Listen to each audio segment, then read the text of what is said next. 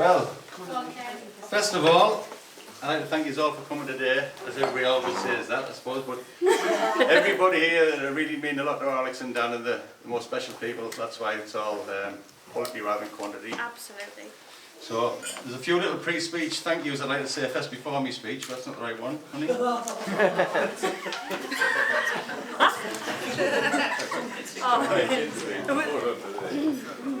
First of all, before the wedding, I'd like to congratulate Mike for putting on a great stag do for us all. You might hear a few stories about that afterwards. No, the organisation was fantastic, Mike, so really appreciate that.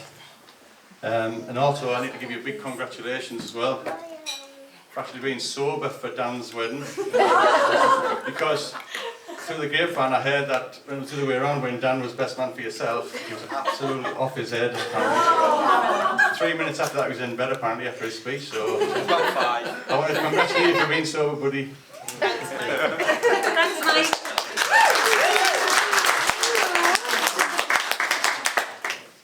The bridesmaids, how bloody gorgeous you look today, girls.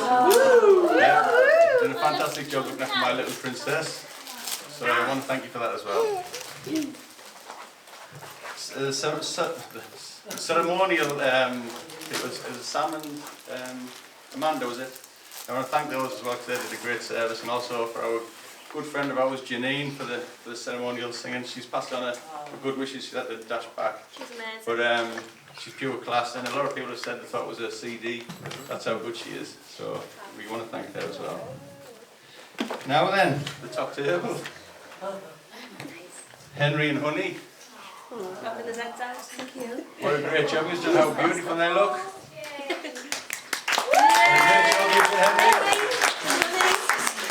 She's applauding himself. Both sets of nanas and granddads love you very, very much, and we're so proud of you both.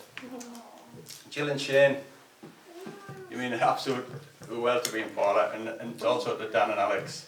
And for what you have done for them, it's just, we're immensely proud of both of you. So we know you give your all to these, and that makes us so proud. So thanks for being our team. And I've got a new DP in Shane.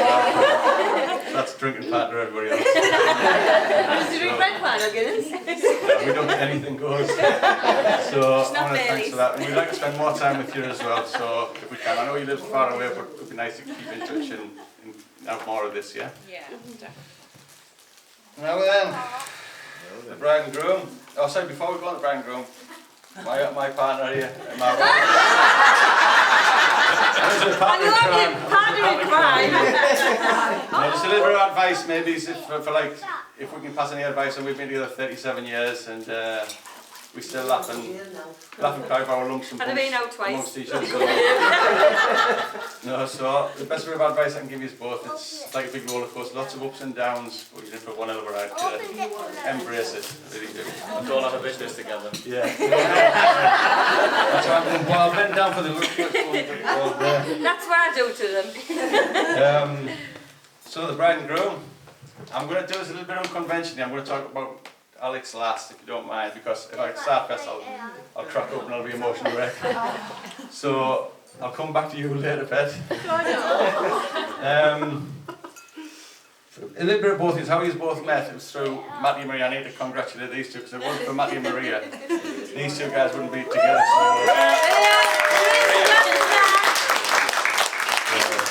Well done, Matty, and well done, Maria, for giving a push. In the words of Maria, you haven't just added them up your own. I think they were both in Benidorm, and he was searching, doing a bit of Tinder sort of. Stop Kenny was on Grindr. That's when Dad popped up on Grindr. Literally popped up on Grindr. Sorry if I keep going back to my notes, just my highlighters. Yes, my B12s, it's kind of been brain fog now and again, you know. So, when Alex met Dan, and he brought her home to ours for the first meet and greet, our Alex was absolutely livid with me because she said, "Dad, please don't do any dad's jokes and any daft Scouse accents." So she was absolutely livid. And anyway, when Dan came in, we thought, you know, I just knew straight away he was proper son-in-law material. And we had a bit of fun that night, and after they left, me and Paula did say to each other, what a handsome young man he is. And Gillian done a credit for bringing up such a good, grounded, well-mannered son, so appreciate that. Definitely, I agree with you. So when he left, we said, yeah, he's not a bad handsome lad, and his pretty green clobber on he had. So, I didn't know much about pretty green. It's now Giacomo now for Dan. Pretty green was into the side. So that was the best meaning of that. Fast forward a couple of years, we got some nicknames for Dan, but when he did have hair, he looked like he did look like Taron Egerton, and a few of his films we used to call him Kingsman, and later on we call him Eddie the Eagle. But maybe it's after the night Alex might call him Rocket Man. I don't know.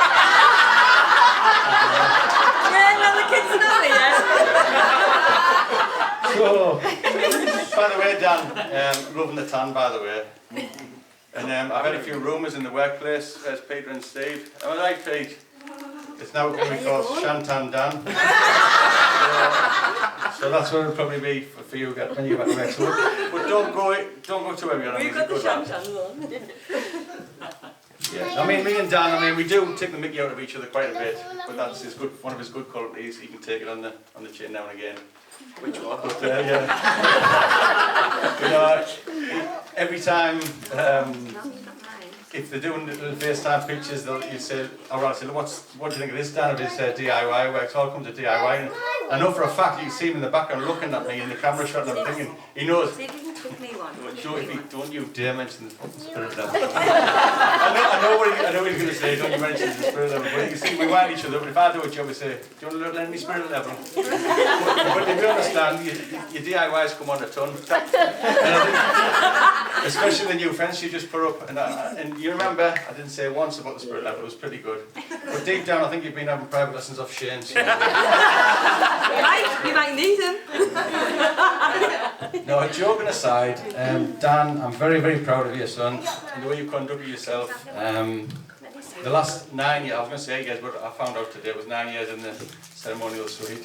So the last 9 years, the way you left home, came to Hartlepool and settled in, and you just settled in straight away. I mean, you brought up a young family, and obviously with our Alex, and it's not easy to just leave one time to come here, but you did it with flying colours, and I'm just immensely proud of your son.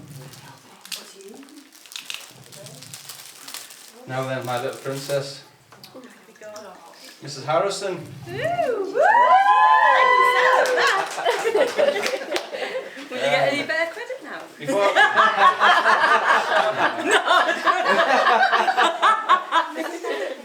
Before I go on to the emotional bits, we'll tell some funny stories, and well, just a couple. I'll be here all night. A couple of stories and some facts about our Alex. One of the main facts, I think it was only until a couple of years ago, our Alex did think that every town had a beach. Yeah. Alright guys, yeah. And the other fact, where we lived before she settled home with Dan, spiders, I think we absolutely jinxed, our family's jinxed with spiders. The reasons why, sometimes, you get your little tiny spiders, in our house they're like tarantulas basically. So this one day, we used to have one of them double whirlpool baths with the jets on and everything, but we never used to use it because it used to take that long to fill up, so we used to have a shower. It hadn't been used for a few weeks, but this day our Alex said, Dad, can I use the bath? I said, of course you can. So she went in the bath, and about 10 minutes later, all we had when she put the jets on, there must have been a couple of these little spiders that must have found home in the little jets in the portholes. So Phil thought, we never thought of it, but after a few weeks they do find themselves in there. And she put the jets on, all we had was this bloody thud on the ceiling. And scream out, come run up the stairs, and she's running past the landing, nothing on, tits and out. Screaming. It's just me in the chest! So, she absolutely very fine of spiders. And I think it was a couple of weeks after that, if I'm right, there was one she seen in the bedroom and just ran. She tried to get the spider. We didn't get it, we couldn't catch it, it ran straight under her bed. It was ran under her bed. She said, too slow, ran under her bed, and she wouldn't go to sleep that night, so we had to dismantle the bed and put the 21. mattress on the landing floor, yeah. Bed is So- on the Island London. We're absolutely jinxed with spiders, and to go one step further, I don't know if you've seen the game show 5 Gold Rings. I don't know if you've seen it. Yes. Spiders came to bite us in the ass again on that game show. If you haven't seen it, Because you didn't listen to her. yeah,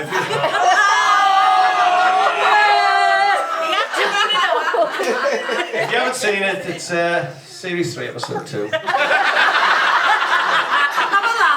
Yeah, we'll have good fun. Also, I taught our Alex to drive, and a few of the girls I've taught out here as well, and they were all great pupils, by the way. But our Alex, she just would not listen to me. It's the first time I think in all the people I've taught to drive, I shouted at my pupil.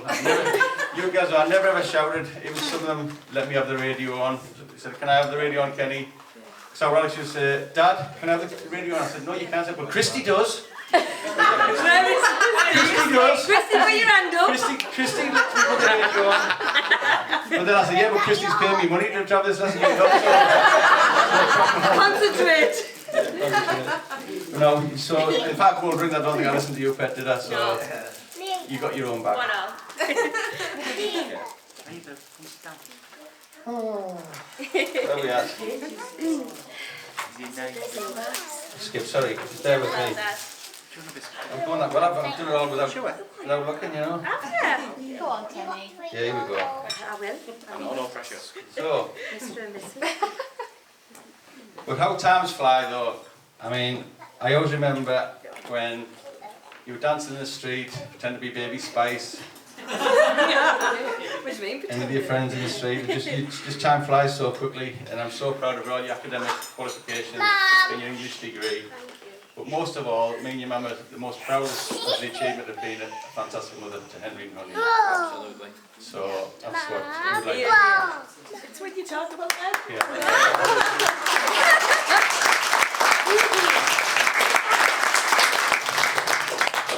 But now this is your big day, Alex. Love you. And I always remember the words, I'll never forget your Slaley writing to me on Father's Day cards. She said,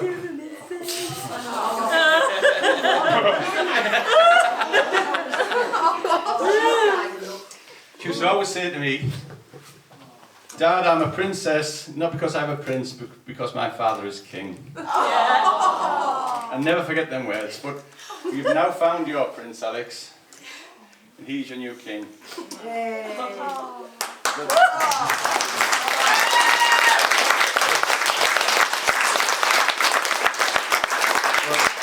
I'm glad you're standing because I've got one more thing to say to you. There's 3 little words I don't want you ever forget.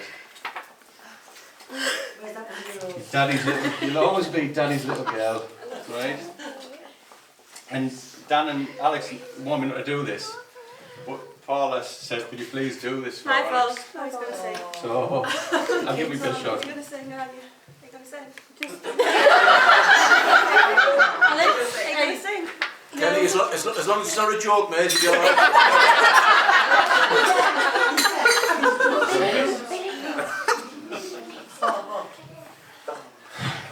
Are we Go on, ready? Kenny. Hand dogs. No, you're not. Yes, I'll admit I was terrified until the moment I saw your eyes. I became a better man when I held your tiny hands in mine. And those first words I heard you say, I remember them like yesterday. Time is blowing in the wind, and you're growing up right in front of me. Daddy's little girl, precious little angel, dancing in the living room and drawing on the table, wearing mama's pearls, putting on her makeup, even though I know this moment they won't last forever. But to me, you'll always be Daddy's little girl, and someday you'll be dressed in white, all breathless with butterflies. In my mind I'll let you go, but in my heart you know you'll always stay. Please stay, daddy's little girl, precious little angel, dancing in the living room and drawing on the table, wearing mama's pearls, putting on her makeup, even though I know these moments they won't last forever. But to me, you'll always be. Until then I'll cherish every kiss goodnight, and every door you slammed, every little fight. I'll be there for you even when I'm gone. Just listen to this song, as if nothing's changed at all. You're still daddy's little girl, precious little angel, dancing in the living room and drawing on the table, wearing mama's pearls, putting on her makeup, even though I know these moments won't last forever. But to me, oh to me, you're still daddy's little girl.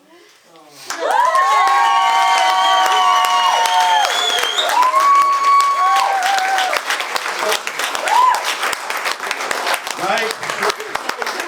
Okay, sorry. Can we all stand up and raise a glass for Mr. and Mrs. Harrison, please? Alex and Daniel. Love you, Dad. Love you. Sorry if I messed that up. You didn't. Mike, how are you today? Well done, Penny. Well done. Is it Danfest? Danfest.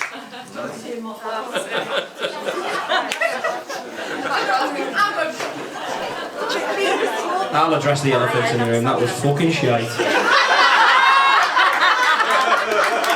It makes you sound good now. Sorry for swearing. Apologies if you see the top of my bald head, because I'm probably going to just stand here and look at this, okay? So, thank you for that Kenny, lovely you were speech, Kenny, brilliant. and then lovely monotone. But to be honest, you've set the bar too high. So I thought we agreed yours was going to be shit, to make mine sound better. Say that moments in life are made so much more special when surrounded by family and friends, and with that, me and my wife would like to thank each and every one of you for joining us and travelling so far to be with us on our special day. So thank you so much.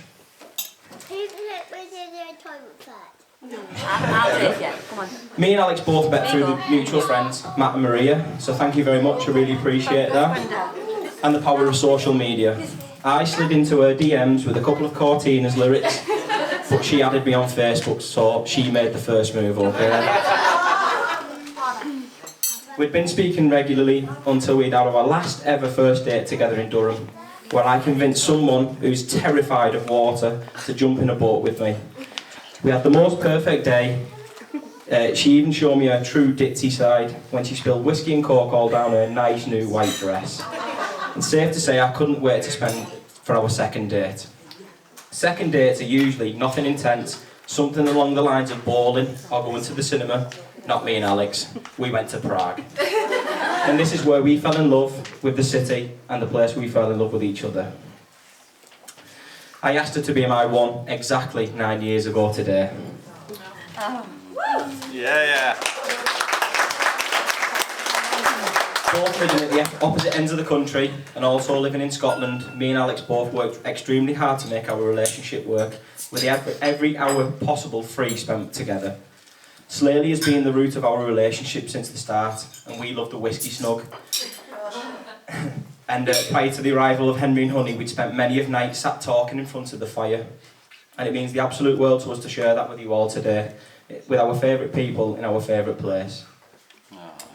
Ever since the beginning of our relationship, Kenny, Paula and Dylan have always made me feel welcome, most especially taking me in to live with them for quite some time when I was in the transition from civilian life to from military life to civilian life. Still didn't pay any board. That's not true.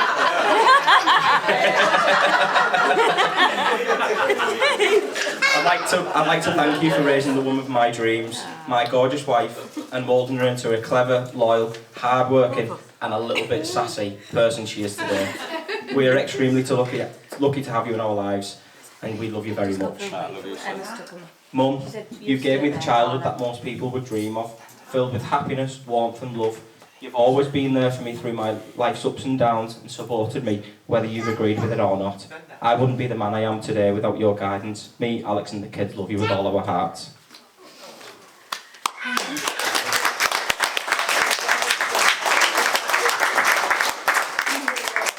Shane, you've been 100% all since the first time I met you, and my mum's a completely happier person with you in her life.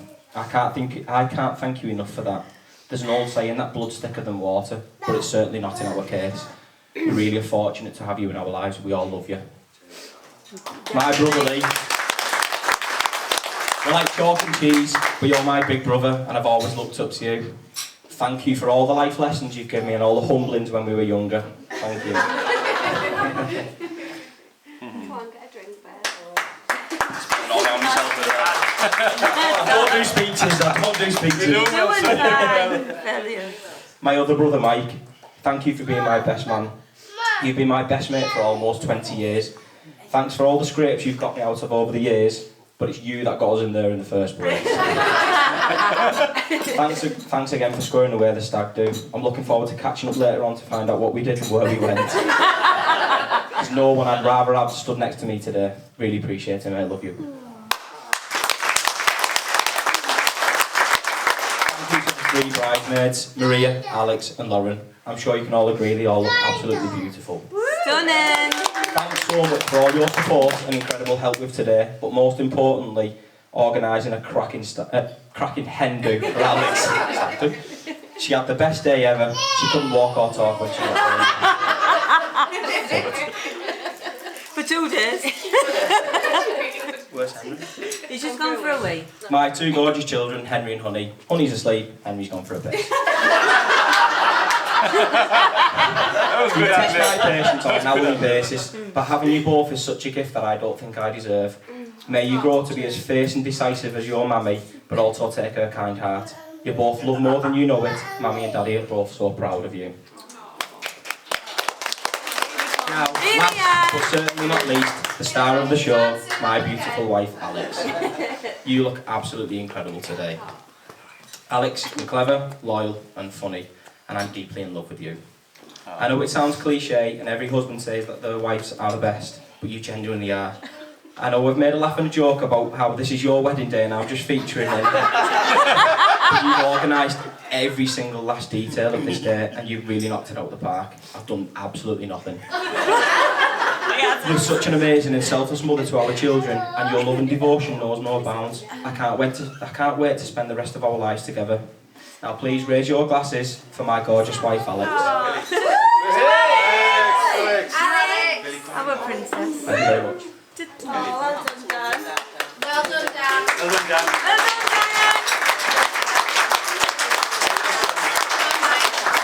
So, good afternoon everyone, and before I go into rinsing Dan and telling everybody his darkest secrets, now that you legally cannot back out, I genuinely do want to start by saying how privileged I am to be stood up here and celebrating this beautiful day with these two of my favourite people. Alex, you look beautiful. Dan, you... I love you both.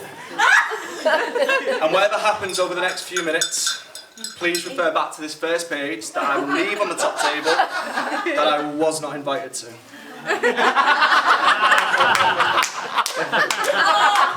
Right, so, to be honest, I'm not that keen on the guy. But I am Dan's best friend. Well, I was before I stood up here and spoke. But that's not actually the reason I've got the job. And although Dan's one job was to pick a best man today, I wasn't actually chosen on merit. I'm here on vast experience. I have some serious skin in the game when it comes to weddings. I've been best man at a lot of them, and that's not because everyone likes me, it's because of my dad. And like Dan's dad, absolutely loves a wedding.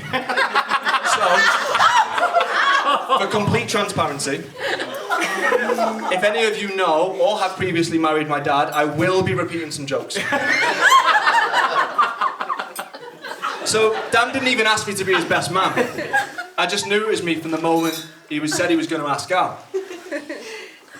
That's how you know you've got a best friend, I think. Half of me's quite sad today. I've been looking at Alex today and thinking to myself, it should have been me in that dress. And the other half is thankful it's not me marrying him. Because he's no longer my problem. You see, Dan has been a pain in the arse for me now for many, many years. It's one of the reasons I actually shipped him off to Hartlepool. Now, as Kenny said before, Dan, rightly so, has gone by many names over the years. Tragic Dan being one of them. It was around this time, during my wedding, when the roles were reversed, and Tragic Dan, my best man, for half the day. Dan, like in most occasions, forgets just how shit he is at drinking. He had one too many whiskies and one too many bottles, not glasses, bottles, of white wine with the nerves of public speaking. He got through his speech pretty well, actually.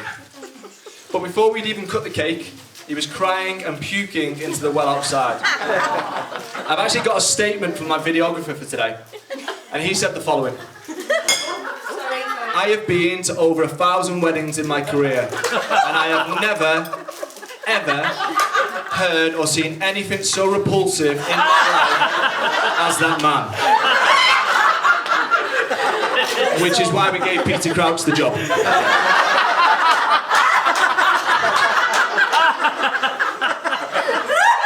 But that's Dan. And it's not the first and only time he struggled with his drink, or just in life in general. And it should not be the first time at a wedding that you should feel nervous when I'm holding the mic. I'm not sure actually how much time we've got after Kenny's speech, but I'm going right back to our school days. So Dan used to introduce himself to people as the cat, which I'm sure you can all appreciate now. I wanted absolutely nothing to do with that. Imagine my face when this guy, who had just been lobbed in a five-a-side net, was explaining to me who he is and how he is not named after his one-eyed cat, but it was in fact because he was our school's second-choice goalkeeper. Sorry, God bless her. She's with us today. But my opinion of the cat changed very soon. It was during woodwork when I watched him saw down one of the four legs of Mr. Critchley's chair.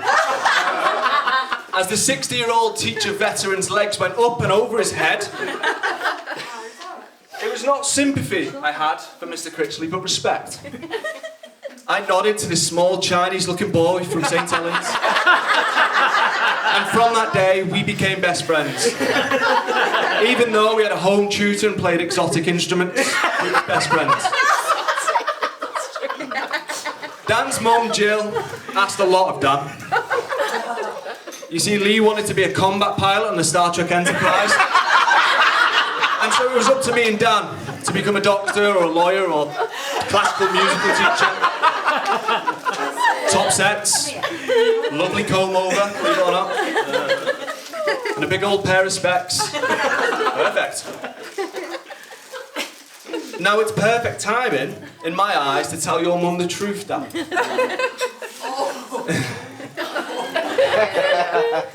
The moment Dan would finish his extracurricular maths tutoring, we would count our saved pennies from steel and copper, and buy the cheapest cider over Vicky Park. Oh, no. When we finished his music lessons, we would have MC battles after listening to hours of grime on YouTube's finest channel, Smokey's TV. I do recommend it. I'm sorry, Jill, but the finest piece of music ever played on those drums was me teabagging it.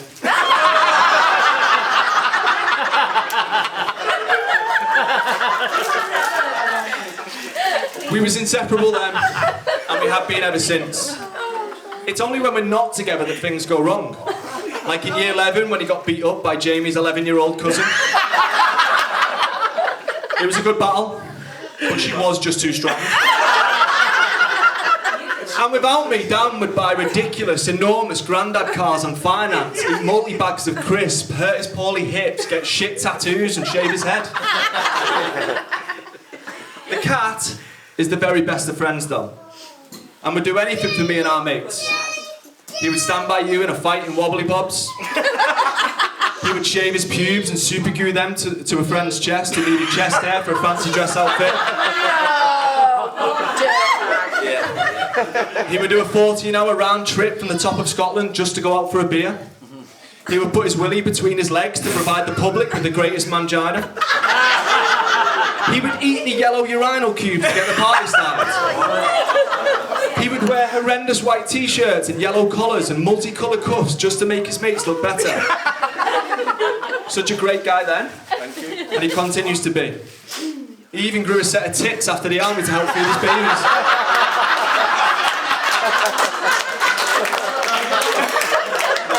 Lovely. Now we both knew in school we had to join the army at 16. So it was what it was, Jill, we tried to. But Dan went on to the Army Foundation College to enjoy go-karting, Boy Scout camping, trips and played conkers before he actually had to go and do some work. In 2008, Dan became a Royal Engineer. After basic training, and it shaped him to be the fine, bold man he is today. We didn't change from that. Akon stayed on in the car. We would fight anyone or each other, as per usual. Only we had to settle for weekends when tragic Dan and his awful wardrobe ended up homeless and moved in with us. The longest we spent away was when we went to Afghan on different tours. We certainly made up for it though on leave though and spent our full saved wages on tour bonus, on shots, more shit cars, extremely poor choices, a tattoo of George Michael, and a lot of shit pretty green t-shirts.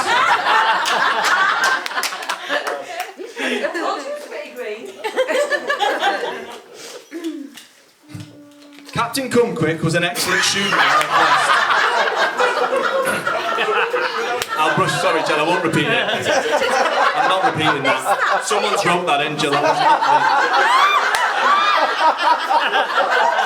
Dan was an excellent student in the Northwest. He was an excellent soldier across an island in the arse end of Scotland. And now he turns old ladies' gas off in the winter. I know he's an excellent gas engineer in the North East. I'd still rather hire my one-eyed plumber over Mr. International any day of the week. But as we look past Dan's dinner lady body and poor choices, let me tell you what Dan truly is great, and the choices he did get right. He isn't just my best friend, he's my brother. I know we haven't been perfect growing up, but we have grown up. And if you look around, I think you can agree that we've done okay, mate. The paths we walk on are not perfect, but you've made enough good choices to end up in that seat. Life is not perfect, but you made enough good choices to fill this room. And love is not perfect, but you made the right choice in finding Al, and I know just how much you love Alex and your beautiful children. I know how much he loves us all here today. Maybe not so much me after this, but most of us. You see, he's the greatest brother. He's the greatest father. And he will be the greatest husband. I am so privileged to stand here today, Dan, and tell everybody just how happy and proud I am of you, mate. I love you both. And you genuinely deserve how great today has been. How great tonight will be. And how amazing your life will be together. Ladies and gentlemen, to the greatest people I know, to Dan and Alex.